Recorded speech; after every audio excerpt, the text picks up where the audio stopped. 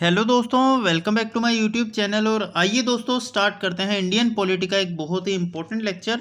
और इस लेक्चर के अंदर हम एमटीएस 2024 के प्रीवियस ईयर क्वेश्चंस को देखने वाले हैं। कल के लेक्चर के अंदर हमने 40 क्वेश्चंस कवर किए थे। आज आइए ज़रा नेक्स्ट क्वेश्चंस पर आते हैं। तो आइए स्टार्ट करते हैं question number 41। Which article of the constitution of India provides the provision for appointment of the same person as a governor for 2 और मोर स्टेट्स।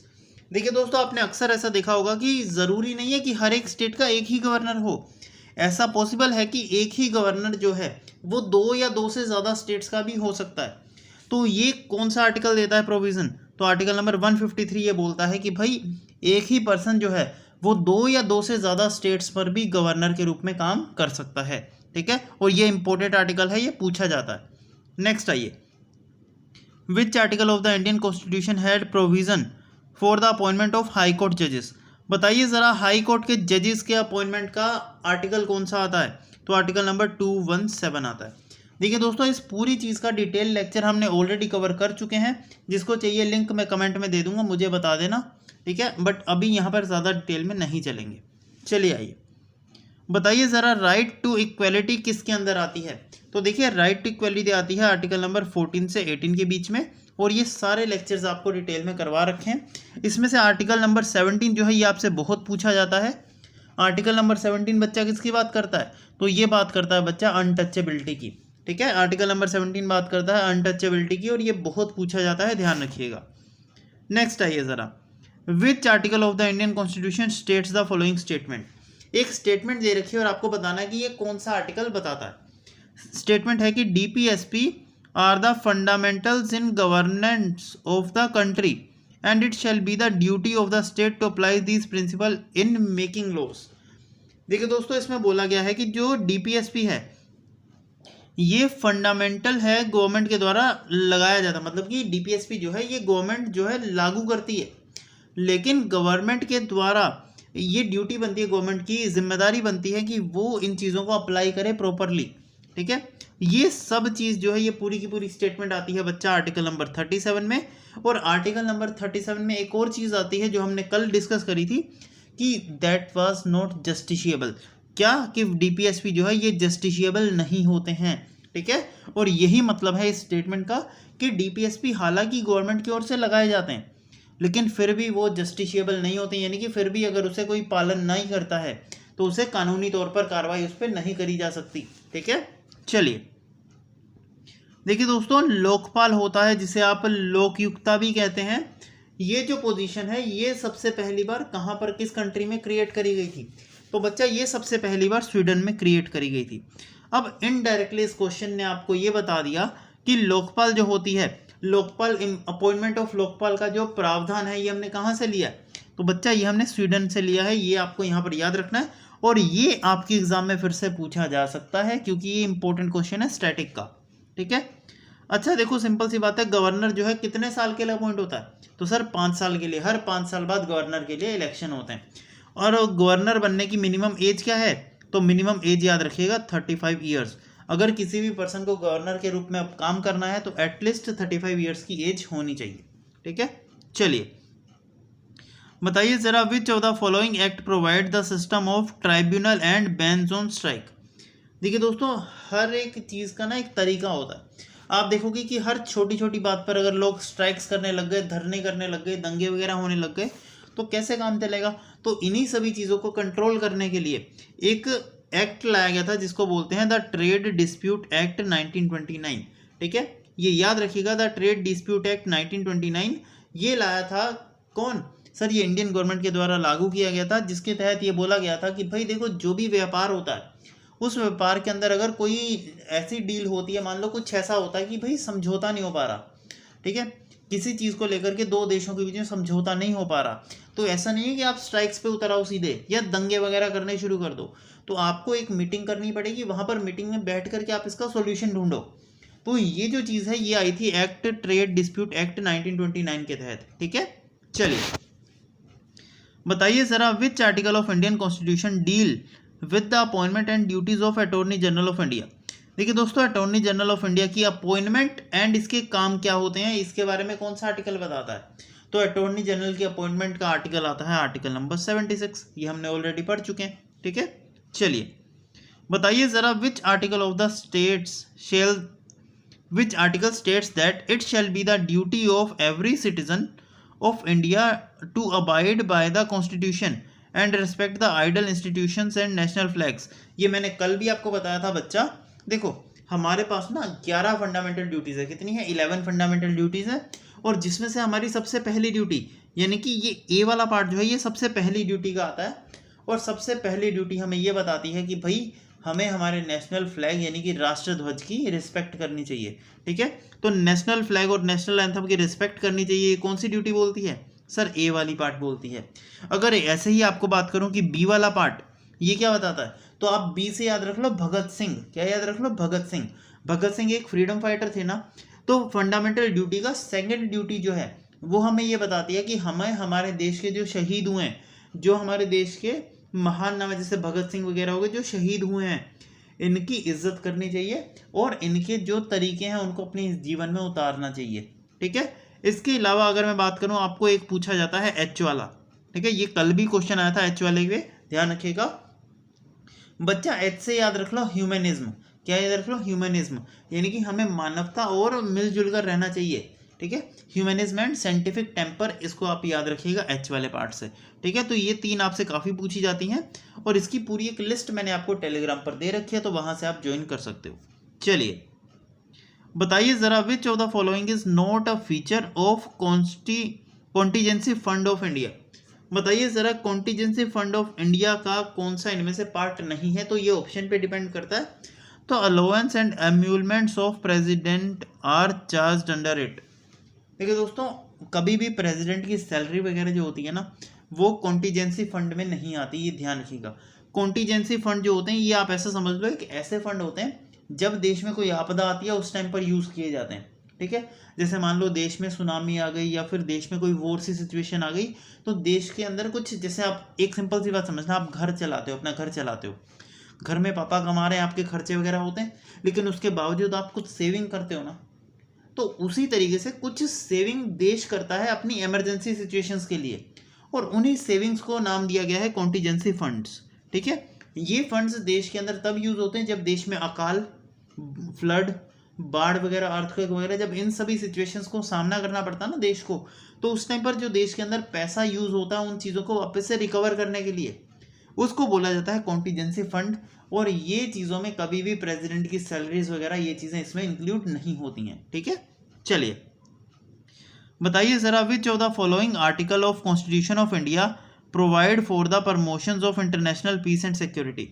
कौन सा आर्टिकल हमें ये बताता है कि भाई हमें इंटरनेशनल पीस बनाकर रखना चाहिए, यानी कि विश्व में शांति बना करके रखनी चाहिए। तो आर्टिकल नंबर 51 ये बात करता है, और ये सब चीज़ें मैंने लेक्चर में कवर करवा रखी। अभी नेक्स्ट आते हैं, सर जब ओरिजिनली हमारा इंडियन कॉन्स्टिट्यूशन लिखा गया था, बनाया गया था, तैयार हो गया था, तब उसमें कितने आर्टिकल्स थे। तो देखो ये मैंने आपको कल के लेक्चर में ही करवाया है, 395 आर्टिकल थे, ठीक है, प्लस 12 शेड्यूल थे, ठीक है, एंड 22 पार्ट्स थे, ये आपको याद रखना है, ठीक है। चलिए अच्छा, अगर मैं पूछूं कि आज के समय में कितने आर्टिकल्स हैं प्रेजेंट टाइम पे, तो जो आज के समय में हमारा कॉन्स्टिट्यूशन है उसके अंदर 450 आर्टिकल्स हैं, ये आपको याद रखना है, ये चीज़ें मैंने कल बताई थी, ठीक है। चलिए अभी नेक्स्ट आते हैं, बताइए जरा, which of the following correctly describe the nature of Indian constitution. Options दिए गए थे, उसके ऊपर डिपेंड करता है ये चीज़ का आंसर कि भाई हमारे संविधान जो है, इंडियन कॉन्स्टिट्यूशन जो है वो कैसा है। तो नाइदर रिजिड नॉर फ्लेक्सिबल, ना तो बिल्कुल ऐसा है कि वो हम किसी के ऊपर थोप रहे हैं, ना तो वो ऐसा है कि बिल्कुल ही फ्लेक्सिबल है कि हर कोई लाइटली ले सकता है, ठीक है। चलिए अभी यहाँ पर आते हैं, द यूनिवर्सल एडल्ट फ्रेंचाइजी, कल भी इसके ऊपर आपका क्वेश्चन आया था, ठीक है, और मैंने कल भी ये बताया था कि यूनिवर्सल एडल्ट फ्रेंचाइजी का मतलब क्या होता है। देखो जब भी कोई बच्चा टीनेज में होता है, टीनेज का मतलब क्या होता है, टीन यानी कि 13 से शुरू होती है और ये आपकी 17 तक जाती है। ये जो एज है ना 13 साल से लेकर के 17 साल तक की, ये पूरी एज को टीनेज गिना जाता है। जब कोई पर्सन 17 को पूरा करके 18 ईयर्स का होता है तो वो एक एडल्ट माना जाता है। वो क्या माना जाता है, एक एडल्ट माना जाता है। और जैसे ही कोई पर्सन एडल्ट माना जाता है उसके पास कई ऐसे अधिकार आते हैं जो कि एक एडल्ट के पास होते हैं, जैसे कि वो अपनी मर्जी से अपना शादी वगैरह कर सकता है, वो वोट कर सकता है। यानी कि एडल्ट करने का मतलब ये है कि अब उसके जो भी फैसले होंगे या उसका जो भी एक्सप्रेस करेगा, जो भी चीज़ें वो बहुत बात करेगा या जो भी पॉइंट करेगा, वो चीज़ें देश के लिए कहीं ना कहीं इंपॉर्टेंट है। जैसे फॉर एग्जांपल घर में छोटे छोटे बच्चे होते हैं, छोटे छोटे बच्चे कोई चीज़ की जिद करते हैं, तो एक एज आती है जिसके बाद वो जिद करना छोड़ जाते हैं और उसके बाद वो एक मतलब की बात करते हैं, एक सही बात करते हैं, सटीक बात करते हैं और घर वालों को भी ये लगता है कि हाँ अब इसकी बात में पॉइंट है, अब इसकी बात सुनने लायक है। ठीक है, तो जब आपकी पॉइंट का इंपॉर्टेंस दिया जाता है ना, वो होती है एक एडल्ट एज। तो वैसे ही देश के अकॉर्डिंग जब कोई पर्सन 18 का होता है तो उसके फैसले देश के लिए महत्व रखते हैं, देश के लिए इंपॉर्टेंट होते हैं और उसे ऐसे कई अधिकार होते हैं जो उसे देश तब देता है जब वो एडल्ट होता है। जैसे कि वोटिंग का अधिकार देता है। इसके अलावा अगर बात करें तो वो अपनी मर्जी से शादी कर सकता है। इसके अलावा वो और भी बहुत सारे जैसे गवर्नमेंट अपॉर्चुनिटीज़ होती है उसमें अप्लाई कर सकता है। ठीक है, वो काम काज में अप्लाई कर सकता है, बिजनेस कर सकता है, बैंक अकाउंट खोल सकता है, जो भी चीज़ें हैं ये सब उसी में आती हैं। तो यूनिवर्सल एडल्ट फ्रेंचाइजी के अंदर वो सारी चीज़ें आती हैं, वो सारी फैसिलिटीज़ जो कि एक एडल्ट को मिलती हैं वो सारी आपको मिल सकती हैं। ठीक है, और ये आता है आपका 18 ईयर्स की एज के बाद। ठीक है, चलिए अब देखो यहाँ पर मैं आपको एक वर्ड बताऊंगा, बहुत ही ध्यान से सुनना। एक वर्ड याद रख लो, क्वाशी फेडरल। ये वर्ड आपको जहाँ कहीं भी दिखे आपने आंख बंद करके आंसर कर देना है, कनाडा। ठीक है, ये याद रखिएगा, क्वाशी फेडरेशन जहाँ भी दिखे क्वाशी फेडरल, आपका आंसर सीधे कनाडा हो जाएगा। बस इसमें आपको और कुछ नहीं याद रखना। ठीक है, चलिए देखिए दोस्तों, जो कॉन्करेंट लिस्ट है ये हमने कहाँ से लिया है? इसका प्रावधान हमने लिया है ऑस्ट्रेलिया से। ठीक है, और ये पूरी एक लिस्ट होती है, वो लिस्ट मैं आपको दे दूंगा टेलीग्राम पर, और वैसे भी अपलोड कर रखी है मैंने ऑलरेडी। आप चाहो तो वहाँ पर देख सकते हो, लिंक डिस्क्रिप्शन में दे रखा है। अभी नेक्स्ट आते हैं, the Indian constitution has adopted the parliamentary form of government. देखिए दोस्तों, हमारे देश के अंदर एक पार्लियामेंट्री फॉर्म ऑफ गवर्नमेंट है, यानी कि पार्लियामेंट है हमारे देश के अंदर, उसके ऊपर बहस होती है, उसमें मुद्दे वगैरह होते हैं एंड सब उसी में डिसाइड होता है। तो ये जो पार्लियामेंट्री फॉर्म ऑफ गवर्नमेंट है ये कहाँ से ली गई है, किस देश के संविधान से ली गई है? तो ये ली गई है बच्चा ब्रिटेन के संविधान से। ठीक है, अब मैं बात करता हूँ आपसे कि पार्लियामेंट में कौन कौन आता है, कि भाई 3 मेजर पिलर्स ऑफ पार्लियामेंट कौन कौन है? तो पार्लियामेंट 3 लोगों से बनती है, 3 चीज़ों से बनती है। एक बनती है लोकसभा, एक बनती है राज्यसभा और एक बनती है प्रेसिडेंट। ये याद रखिएगा बच्चे, ये क्वेश्चन आपसे पूछा जाता है एग्जाम में कि ऑप्शन दिए होंगे और इनमें से कौन जो है पार्लियामेंट का पार्ट नहीं है। तो ध्यान रखिएगा, प्रेसिडेंट, राज्यसभा और लोकसभा ये तीनों को मिला करके पार्लियामेंट पूरी बनती है। ऐसा नहीं है कि सिर्फ लोकसभा और राज्यसभा मिलकर के पार्लियामेंट बना देते हैं, नहीं, उसमें प्रेसिडेंट भी होता है। ओके, चलिए देखिए दोस्तों, विच chapter of part number 6 of Indian constitution is concern with the state legislature. अब देखो, ये एक अच्छा और डिटेल्ड क्वेश्चन था जिसकी उम्मीद नहीं थी एमटीएस में पूछे जाने की, लेकिन पिछले ही साल ये आपका एमटीएस में पूछा गया है। इसमें बोला गया कि भाई देखो, पार्ट नंबर 6 जो है इसके अंदर किस पॉइंट में, मतलब कौन से चैप्टर के अंदर ये लिखा गया है स्टेट लेजिस्लेचर के बारे में। तो इसके जो चैप्टर नंबर 3 है उसमें हमें स्टेट लेजिस्लेचर के बारे में मिलता है जिक्र। ठीक है, अब ऑलरेडी ये चीज़ पूछ चुका है ना, तो ये वापस से पूछ सकता है क्योंकि ये अच्छा क्वेश्चन है। ठीक है, तो इसे स्टार मार्क कर लो। नेक्स्ट आते हैं सर 11th फंडामेंटल ड्यूटी, जिसकी मैंने कल आपसे बात करी थी। देखो, जिनको नहीं पता, जिन्होंने कल का नहीं देखा, मैं थोड़ा सा दोहरा देता हूँ कि जो फंडामेंटल ड्यूटीज़ हैं, जब हमारा संविधान बनाया गया था, जब फंडामेंटल ड्यूटीज़ हमारे संविधान में ऐड करी गई थी। ठीक है, सबसे पहली बात तो फंडामेंटल ड्यूटीज़ जो हैं ये बच्चा 42nd अमेंडमेंट के तहत ऐड करी गई। ठीक है, और जब हमारे संविधान में ऐड करी गई थी उस टाइम पे सिर्फ 10 फंडामेंटल ड्यूटी थी, लेकिन आज के समय में 11 फंडामेंटल ड्यूटी हैं। तो ये जो एक ड्यूटी बढ़ गई ना, ये एक ड्यूटी ऐड करी गई है आपकी 86th अमेंडमेंट के तहत, 86th अमेंडमेंट के तहत, और ये अमेंडमेंट आई थी बच्चा आपकी 2002 के अंदर। ठीक है, तो ये याद रखिएगा। अगर आपको बोलते कि फंडामेंटल ड्यूटीज किस अमेंडमेंट में ऐड करी गई तो आपका आंसर आएगा 42nd, लेकिन आपको बोल दे कि 11th फंडामेंटल ड्यूटी किस अमेंडमेंट के तहत ऐड करी गई, तब आएगा आंसर 86th। समझ आ रही है बात? नहीं समझ आ रही, लिख लो वापस से। अगर बोल दूं मैं फंडामेंटल ड्यूटीज किस अमेंडमेंट में ऐड करी गई तो 42nd अमेंडमेंट में। जब मैं स्पेसिफिकली बोल दूं कि 11th फंडामेंटल ड्यूटी के बारे में बताओ कि ये किस अमेंडमेंट में ऐड करी गई, तब आपका आंसर आएगा 86th। इसमें गड़बड़ नहीं करनी। ठीक है, चलिए अब बात आती है सर ये जो ड्यूटी है ये है कौन सी, ये भी बता दो। तो ये बच्चा आती है राइट टू एजुकेशन। कि भाई इंडिया के अंदर जो भी बच्चा 6 से लेकर के 14 साल तक की उम्र का है वो किसी भी गवर्नमेंट स्कूल में चला जाए उसे फ्री ऑफ कॉस्ट एजुकेशन मिलेगी, ये उसका अधिकार है। ठीक है, चलिए अभी नेक्स्ट आते हैं।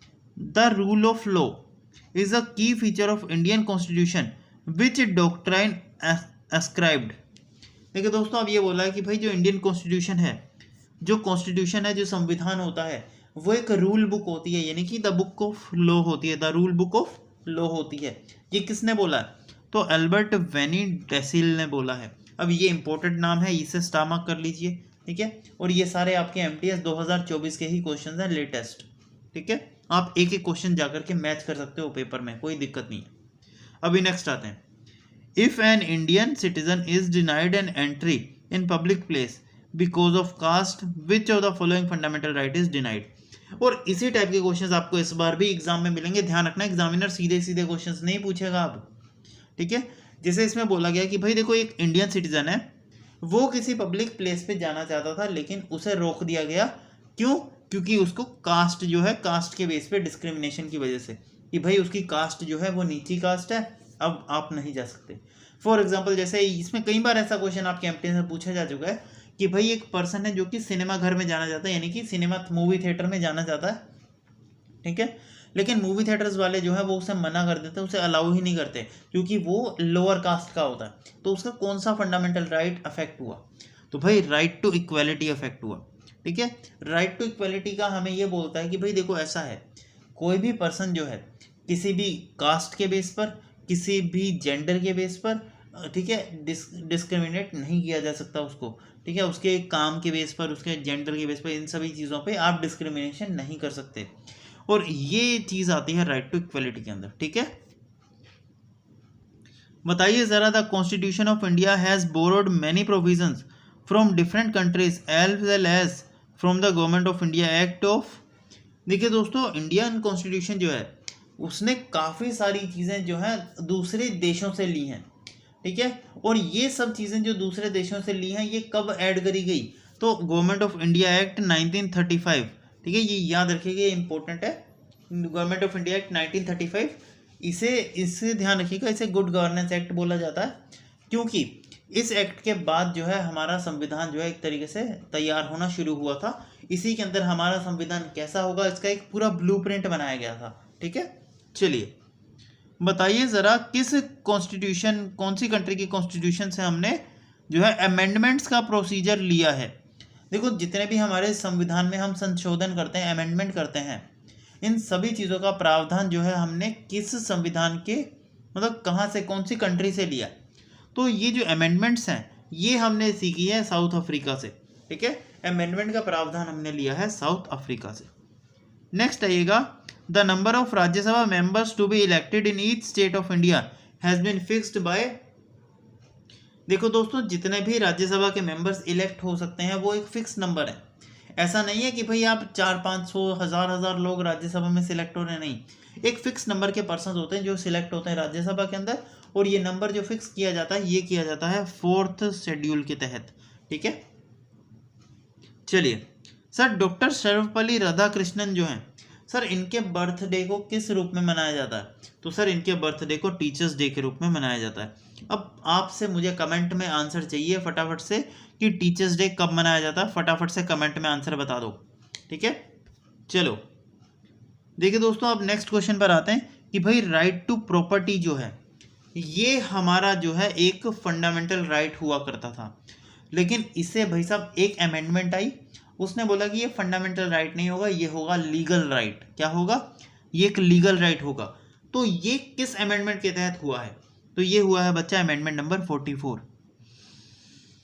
ठीक है, तो अमेंडमेंट नंबर 44 के तहत क्या किया गया कि राइट टू प्रॉपर्टी जो है इसे लीगल राइट बना दिया गया, ये ध्यान रखिएगा। ठीक है, अभी नेक्स्ट आते हैं। अब देखो, ये वाले क्वेश्चंस जो है आपके एग्जाम में आपको डिटेल में पढ़ने पर ही पता लगेंगे। जैसे यहाँ पर देखिए 68 वाले में, इसमें बोला गया है कि भाई कौन सा ऐसा केसेस हुए हैं सुप्रीम कोर्ट के अंदर जिसने basic structure of doctrine of constitution पे सवाल खड़े कर दिए। यानी कि हमारे संविधान में कई ऐसे केसेस हुए हैं जिन्होंने हमारे संविधान के ऊपर ही एक क्वेश्चन मार्क लगा दिया, यानी कि उन केसेस का फैसला ही नहीं दे पाया हमारा संविधान। ठीक है, उनमें से एक केस आता है जो आता है Keshava Bharati case versus state of Kerala case. ठीक है, ये दो ऐसे केसेस हैं जो कंट्रोवर्शियल केसेस हैं, जिनके ऊपर अभी तक फैसला ही नहीं आ पाया, क्योंकि इनके मुद्दे काफ़ी ज़्यादा कंट्रोवर्शियल हैं। अब इस पर ज़्यादा डिटेल में नहीं जाएंगे, अभी आगे चलते हैं।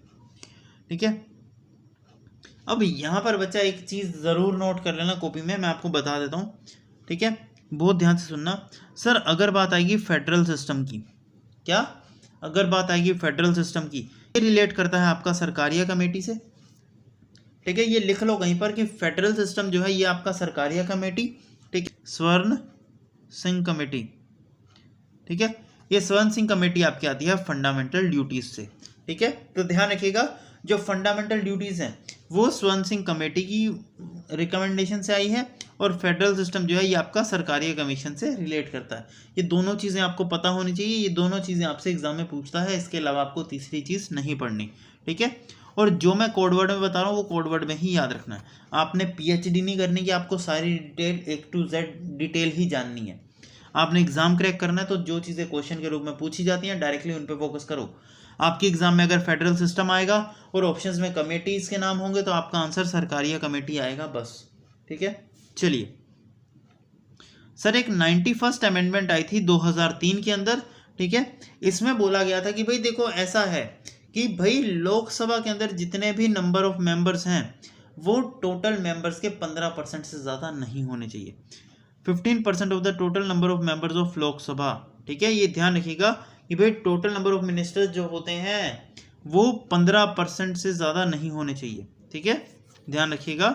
इसमें बोला गया था कि the total number of ministers including prime minister shall not exceed 15% of the total member of Lok Sabha. ये जितने भी मिनिस्टर्स होंगे प्राइम मिनिस्टर को मिला करके वो कभी भी 15% से ज़्यादा नहीं होने चाहिए जितनी लोकसभा की स्ट्रेंथ है।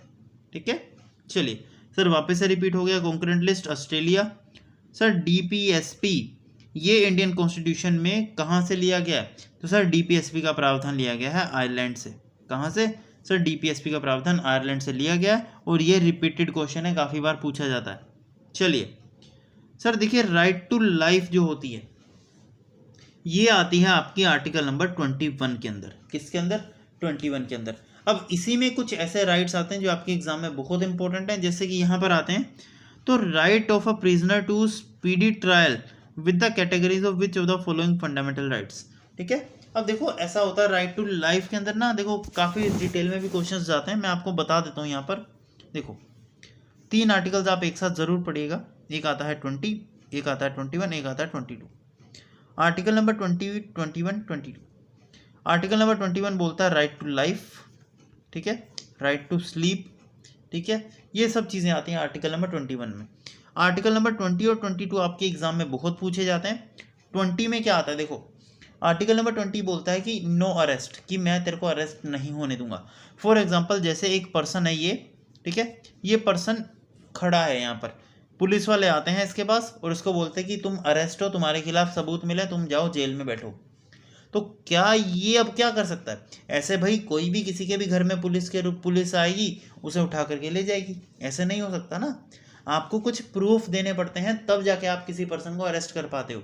तो यही चीज़ें जो होती हैं, आर्टिकल नंबर 20 ये बोलता है कि भाई देखो ऐसा है कि भाई जैसे मान लो किसी पर्सन को पुलिस ने अरेस्ट करना है तो पुलिस के पास अरेस्ट वारंट होना चाहिए। अगर किसी लेडी पुलिस को अरेस्ट करना है तो उसके लिए एक लेडी पुलिस का साथ में होना ज़रूरी है। तो ये जो सारे चीज़ें हैं ना, ये जो सारी छोटी छोटी चीज़ें हैं जो आपको अरेस्ट होने से बचाती हैं, ये सारी आपके आर्टिकल नंबर 20 में लिखी गई हैं। ठीक है, और आर्टिकल नंबर 22 की बात करें तो भाई इसमें आपकी सारी वो चीज़ें लिखी गई हैं जो कि इसमें सारी आपकी वो चीज़ें लिखी हैं जो कि आप अरेस्ट होने के बाद कर सकते हो। फॉर एग्जांपल जैसे मान लो किसी पर्सन को पुलिस ने अरेस्ट किया, ठीक है, अब पुलिस की कार्रवाई ये बनती है कि भाई पुलिस के पास 12 घंटे का समय होता है कि 12 घंटे के अंदर अंदर आप जैसे मर्जी करके जिस पर्सन को आपने अरेस्ट किया है उसके परिवार वालों को इसकी इन्फॉर्मेशन दो। ठीक है, दूसरी चीज़, आपने जिसको अरेस्ट किया 24 घंटे के अंदर अंदर आपको उसे मजिस्ट्रेट के सामने पेश करना पड़ता है और आपको प्रूफ देना पड़ता है कि ये प्रूफ थे, ये गवाह है, इसके बेस पे हमने इसको अरेस्ट किया। अगर आप ऐसा नहीं करते हो तो आपको एक रिट जारी होता है आपके ऊपर, जिसकी वजह से आपको उसे रिहा करना पड़ता है, उसे छोड़ना पड़ता है। ठीक है, तो ये जो सारे अधिकार है ना, जो अरेस्ट होने के बाद आपके काम में आते हैं, वो आते हैं आर्टिकल नंबर 22 के अंदर। ठीक है, चलिए अभी यहाँ पर आइए, बताइए जरा। As per the constitution of India, every governor before entering upon the office will make and subscribe the oath. देखिए दोस्तों, एक बहुत ही अच्छा क्वेश्चन है ये, कि भाई देखो ऐसा होता है कि जो भी सरकारी नौकरी लगती है, जिसके भी जो भी अच्छे पोस्ट पर होता है, उसे हमेशा अपनी जॉब मतलब कि जो होता है ना, काम पे शुरू करने से पहले एक शपथ लेनी पड़ती है। वो शपथ जो है, ठीक है, ध्यान रखिएगा, जो गवर्नर होता है उसको शपथ कौन दिलाता है? उसको दिलाता है जो हाई कोर्ट का जज होता है, वो उसे शपथ दिलाता है। ठीक है, और यही यहाँ पर आपसे पूछा गया था कि भाई जो गवर्नर है, जब वो अपनी ऑफिस की ड्यूटी ज्वाइन करेगा, उससे पहले उसे एक शपथ लेनी पड़ेगी, ओथ लेनी पड़ेगी। किसकी मौजूदगी में? एक हाई कोर्ट के जज की मौजूदगी में। ओके सर, बताइए जरा, इंडिया ने अपने आप को सोवर्जिन यानी कि sovereignty democratic and Republic state कब घोषित किया, यानी कि पूरी तरीके से आज़ाद कब घोषित किया? तो 26 जनवरी 1950 को घोषित किया। चलिए सर, ओवैसी बात है, इंडिया में कैसा सिस्टम है? सिंगल सिटीजनशिप है। ओके चलिए, ये वन लाइनर है, इंपॉर्टेंट नहीं है। यहाँ पर आओ सर, इनमें से कौन सी जो है एक फंडामेंटल ड्यूटी नहीं है? अब देखो, ऑप्शंस आपको काफ़ी सारे दिए होते हैं, बट ऑप्शंस में कई बार ऐसा आएगा जैसे राइट टू वोट, ये फंडामेंटल ड्यूटी है।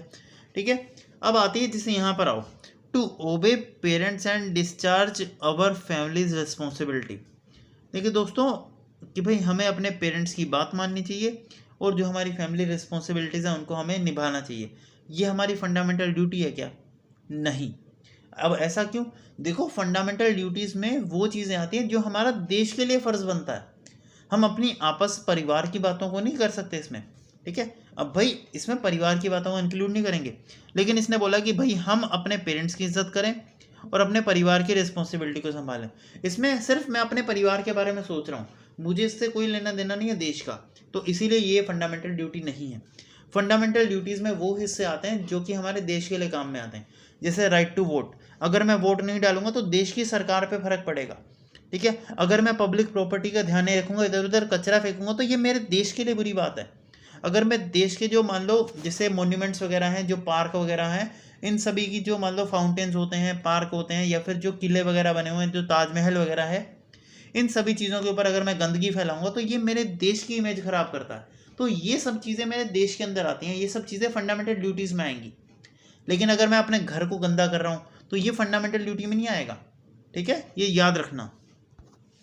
चलिए बताइए ज़रा, विच of the following part of Indian constitution mention about the relation between union and state? Union और स्टेट के रिलेशन की बात करता है पार्ट नंबर 11। नेक्स्ट आइएगा, विच of the following is not true regarding the स्वर्ण सिंह कमेटी? देखो, स्वर्ण सिंह कमेटी किसकी वजह से, किसके लिए आई है? सर ये आई है फंडामेंटल ड्यूटीज़ के लिए। ठीक है, अब देखो फंडामेंटल, इसने 9 फंडामेंटल ड्यूटी सजेस्ट करी, ऐसा कब हो गया? सर स्वर्ण सिंह कमेटी ने सजेस्ट करी हैं 10 फंडामेंटल ड्यूटीज़, लेकिन उस टाइम पर सरकार किसकी थी? उस टाइम पर सरकार थी इंदिरा गांधी की, और इंदिरा गांधी बोली कि ना, ऐसा नहीं चलेगा, तुमने 10 फंडामेंटल ड्यूटी सजेस्ट करी है, लेकिन हम इन 10 में से सिर्फ 5 ही मानेंगे।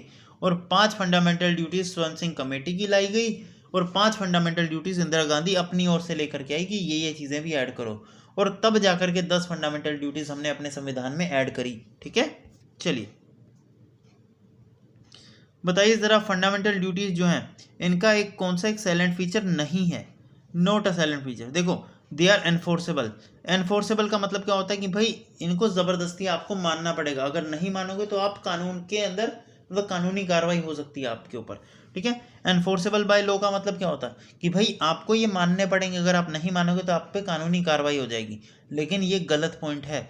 क्यों? क्योंकि फंडामेंटल ड्यूटीज़ और डीपीएसपी जो है, इन पर कोई भी कानूनी कार्रवाई नहीं हो सकती।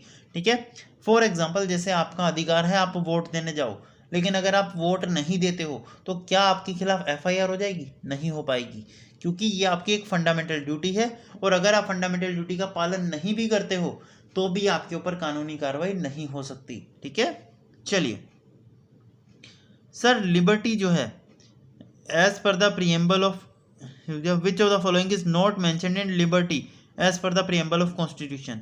देखिए दोस्तों, हमारी जो लिबर्टी है उसके अंदर ट्रस्ट एंड होप नाम के कोई भी वर्ड नहीं लिखे हुए। ठीक है, ये पहले भी पूछ चुका है ये क्वेश्चन, और ये सेम टू सेम क्वेश्चन ही हर बार पूछता है। ये याद रखिएगा, हमारा जो देश का जो प्रियम्बल है, ठीक है, आप कभी देखना, आपने जो स्कूल वगैरह एनसीईआरटी वगैरह उठाओगे ना, उसमें कोई पॉलिटी की बुक उठाना कोई भी, उसका जब फ्रंट पेज होता है ना, इंडेक्स से पहले एक पेज लिखा आपके बुक में होता है जिसके ऊपर प्रियम्बल लिखा होता है। वो प्रियम्बल के अंदर ना सारे पेज में देख लेना, आपको कहीं भी ट्रस्ट एंड होप जैसा वर्ड नहीं मिलेगा। जब भी आप कोई भी एनसीईआरटी की बुक उठाओगे ना, हिस्ट्री पॉलिटी वगैरह की, तो जैसे आप फर्स्ट पेज खोलोगे ना इंडेक्स के बाद, आपको एक पेज मिलेगा जो प्रियम्बल का होगा, जिसपे प्रियम्बल लिखा हुआ है। वो हमारे कॉन्स्टिट्यूशन का है, हमारे इंडिया के संविधान का प्रियम्बल है वो। ठीक है, और उस प्रियम्बल पे आप पूरा देखोगे ना, कहीं भी आपको ट्रस्ट एंड होप जैसा वर्ड नहीं मिलेगा, और यही यहाँ पर पूछा है, तो यही आपका आंसर हो गया। चलिए सर, 86th अमेंडमेंट कब ऐड करी गई? 2002 में करी गई, बता चुका हूँ, नेक्स्ट आएंगे। सर 97th कॉन्स्टिट्यूशनल अमेंडमेंट, ये किसकी बात करता है? ये कोऑपरेटिव सोसाइटीज़ के लेकर के अमेंडमेंट है। ठीक है, अब ये इंपॉर्टेंट क्वेश्चन है क्योंकि ये अमेंडमेंट आज तक कभी आपके पेपर में नहीं पूछी गई थी, लेकिन पिछले साल पूछ ली, तो ये वापस से पूछ सकता है, ये इंपॉर्टेंट रहेगी। चलिए सर, इंडियन कॉन्स्टिट्यूशन जो है वो बाई कैमरल है। बाई कैमरलिज्म का मतलब क्या होता है? बाई कैमरलिज्म का मतलब होता है जैसे कि इसमें दो पार्टीज एक साथ रूल करती है, जैसे लोकसभा राज्यसभा दो पार्टीज है ना अलग अलग, उसी तरीके से उससे बोलते हैं बाई कैमरल। ऐसा नहीं है कि किंग एंड क्वीन रूल है कि भाई साहब जो है वही है, जो ऐसे एक किंग है, आगे गया उसका बच्चा राजा बन गया, आगे गया उसका बच्चा राजा बन गया, ऐसा नहीं है यहाँ पर। यहाँ पर बाई कैमरल इलेक्शंस होते हैं। बाई कैमरल यानी कि दो बड़ी बड़ी पार्टीज होती हैं, वो आपस में लड़ती हैं, इलेक्शन होते हैं, जो उनमें से जीतती है वो फिर आगे रूल करती है। तो दो बड़ी मेजर पार्टीज होती हैं, इसीलिए इसे बाई कैमरलिज्म कहा जाता है। ठीक है, चलिए prime minister when the 11th fundamental duty was incorporated. ठीक है, अब देखो यहाँ पर कंट्रोवर्शियल क्वेश्चन है ये। ठीक है, यहाँ पर ये नहीं आएगा। ठीक है, यहाँ पर इंदिरा गांधी आंसर आना चाहिए, ध्यान रखना। सर 11th, अब देखो यहाँ पर यही फंसता है बच्चा, और मैं भी अभी कंफ्यूज होने वाला था। ध्यान से देखो इधर, देखो अगर मैं बोल दूं, सिर्फ इतना ध्यान रखना, यहाँ पर मैं यही फंसने वाला था अभी। देखो इधर, सर फंडामेंटल ड्यूटीज जो हैं, जब ये फंडामेंटल ड्यूटी लाई गई किसकी सरकार थी? तो हम सब ने अभी तक पढ़ा है कि फंडामेंटल ड्यूटीज जब लाई गई इंदिरा गांधी की सरकार थी। ठीक, लेकिन हमने ये भी पढ़ा है कि 11th फंडामेंटल ड्यूटी बाद में आई है, और वो कौन से ईयर में आई है? वो आई है 2002 के अंदर, 86th अमेंडमेंट के तहत। याद आया? और 11th फंडामेंटल ड्यूटी के टाइम पर सरकार है अटल बिहारी वाजपेयी की। ठीक है, अब देखो यहाँ पर क्वेश्चन ने यही किया, और यहीं पर खेल हो गया होगा एग्जाम में बच्चों के साथ। इसने बोला है कि 11th फंडामेंटल ड्यूटी के टाइम पर सरकार किसकी है? तो अटल बिहारी वाजपेयी आया। लेकिन अगर मैं 11th हटा दूं, सिर्फ बोलूं फंडामेंटल ड्यूटीज के टाइम पर सरकार किसकी है, तो आंसर आ जाएगा इंदिरा गांधी। क्लियर रहेगा? चलिए अब देखो यही क्वेश्चन आ गया कि फंडामेंटल ड्यूटीज किसके टाइम पर आई गई? इंदिरा गांधी के टाइम पर। अब यहाँ पर नहीं लिखा 11th, लेकिन अगर लिख देता 11th तो आ जाता अटल बिहारी वाजपेयी। क्लियर है?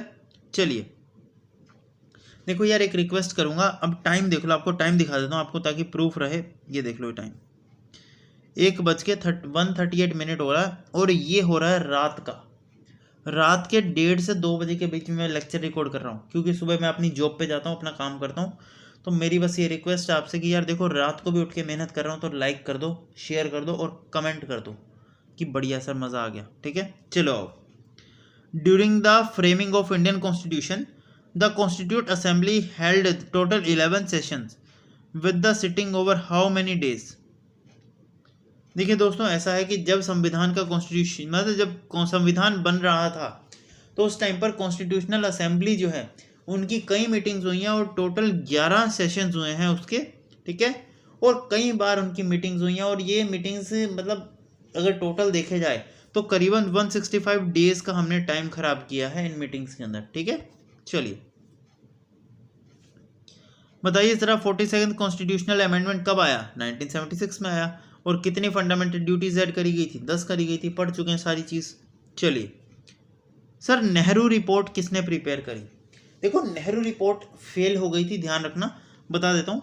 1928 में हुआ क्या कि मोतीलाल नेहरू जो है ये अपनी एक ब्लूप्रिंट लेकर के आते हैं, एक रिपोर्ट लेकर के आते हैं, जिसमें A to Z सारी चीज़ें लिखी होती हैं संविधान में, कि कैसे क्या क्या चीज़ें हमने करनी है, कैसे क्या क्या संविधान में होना चाहिए। और ये सब कुछ बिल्कुल सही होता है और बिल्कुल सटीक होता है, लेकिन फिर भी ये जो है ये फेल हो जाती है नेहरू रिपोर्ट। रीज़न क्या है? रीज़न ये है कि नेहरू रिपोर्ट में सिर्फ एक कमी होती है। वो कमी ये होती है कि वो जो माइनॉरिटीज़ होती हैं, जो इस्लाम के लोग होते हैं या जो माइनॉरिटीज़ वगैरह होती हैं उस टाइम पर, चाहे जैनिज्म वगैरह की कह लो या फिर किसी भी धर्म की कह लो, जो माइनॉरिटीज़ होती हैं उनके बारे में इस कॉन्स्टिट्यूशन में मेंशन नहीं किया गया था और इसी वजह से ये फेल हो गई थी। ठीक है, तो नेहरू रिपोर्ट आई थी 1928 में, मोतीलाल नेहरू लेकर के आए थे और ये पूरा का पूरा एक आप ऐसा समझ लो कि ब्लूप्रिंट है पूरा का पूरा कि अच्छा ये चीज़ें करनी है, ऐसे ऐसे करके हमारा संविधान पूरा तैयार हो जाएगा। लेकिन ये फेल कर दी गई क्योंकि इसमें माइनॉरिटीज़ का जिक्र नहीं था। क्लियर है? चलिए बताइए जरा, which of the following is not related to the goals of fundamental duties of Indian citizen. भाई करेज का क्या लेना देना भी फंडामेंटल ड्यूटी से? कोई लेना देना नहीं है। चलो देखो, fundamental right guaranteed protection of interest of minorities. देखिए दोस्तों, ये आप ऑप्शन देख करके ही समझ सकते थे कि माइनॉरिटीज की प्रोटेक्शन और उनके जो मतलब जो उनकी इम्पोर्टेंस है उसको बरकरार रखना, ये चीज़ आती है सर आपकी कल्चरल एंड एजुकेशनल राइट्स के अंदर। ठीक है, और ये कहाँ पर कौन से आर्टिकल में आती है ये बताना ज़रा कमेंट में कि cultural and educational rights of minorities comes under which article. Article का नाम कमेंट में लिख दो फटाफट। चलिए बताइए ज़रा, which executive system is presented in India. Sir India के अंदर पार्लियामेंट्री सिस्टम होता है। ठीक है, हमने पढ़ लिया है ये भी। चलिए ये इंपॉर्टेंट नहीं था ये क्वेश्चन, इसीलिए ये काट दो। ठीक है, अभी नेक्स्ट आते हैं, यहाँ पर आओ। सर फंडामेंटल ड्यूटीज़ कहाँ से ली गई हैं? रशिया से ली गई हैं। ठीक है, अच्छा अब ध्यान रखना यहाँ पर, सर रशिया को ही कई बार आपके एग्जाम में यूएसएसआर दिखता है। यूएसएसआर, ध्यान रखिए यूएसएसआर। रशिया जो है पहले बहुत बड़ी कंट्री हुआ करती थी, लेकिन बाद में इसके काफ़ी टुकड़े हो गए जिसमें ये 4 हिस्सों में बढ़ चुका है और आज के समय में जो रशिया है वो बहुत छोटा बचा है। ठीक है, चलिए विच of the following is not important function of supreme court. Supreme court का क्या एक इम्पोर्टेंट फंक्शन नहीं है? It maintain the land record and revenue collections. भाई साहब अब यही काम रह गया सुप्रीम कोर्ट को। अब सुप्रीम कोर्ट ज़मीन किताब के भी हिसाब किताब रखेगा, ऐसा नहीं होता है, ये चीज़ें नहीं आती।